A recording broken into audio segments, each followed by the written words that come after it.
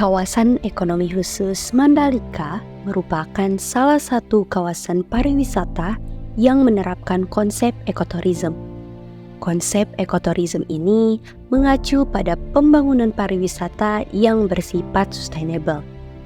Sayangnya, pembangunan infrastruktur membuat keseimbangan biodiversitas mulai diabaikan. Salah satunya adalah ekosistem mangrove. Sekarang sudah banyak mangrove yang mati dampak daripada pembangunan jalan dan sebagainya yang ada di kawasan PK Mandalika. Oleh karena itu, kami mengusung gagasan ekoturism mangrove sebagai alternatif pariwisata yang mengacu pada restorasi dan konservasi kawasan mangrove.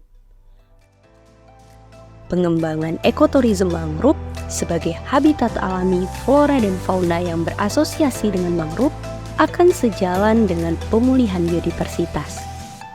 Upaya konservasi yang dilakukan berupa penanaman 3 jenis mangrove sesuai dengan teritorial habitatnya. Sejalan dengan pengembangannya, pada beberapa titik kawasan konservasi yang telah ditentukan, dibangun 3 dom dengan fungsi yang berbeda sesuai dengan potensi lokasinya. Dom yang berada pada lokasi Bukit Seger akan berfungsi sebagai pusat pengenalan budaya lokal dan sejarah. Informasi yang diberikan akan ditampilkan dalam bentuk hologram, benda fisik, dan visualisasi grafis. Lokasi ini mempunyai potensi di mana akan dibangun beberapa fasilitas, yaitu sunset point dan stand penjualan.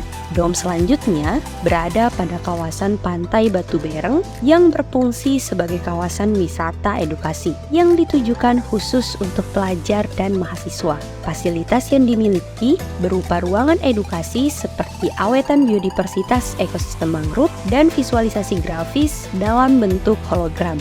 Dom terakhir berada pada kawasan Pantai An yang ditujukan khusus sebagai pusat penelitian. Fasilitas pada dom ini berupa laboratorium penelitian, ruang pertemuan, pusat informasi ilmiah, dan secara khusus sebagai tempat penyimpanan dan analisis data. Laboratorium penelitian meliputi 4 ruangan, yaitu ruang analisis molekuler, kemudian analisis biokimia, preparasi sampel, dan ruang taksidermi. Kawasan dom ini diintegrasikan dengan smart system berupa teknologi sensor yang berfungsi sebagai alat bantu dalam mengidentifikasi spesies yang ada pada setiap titik di kawasan ini.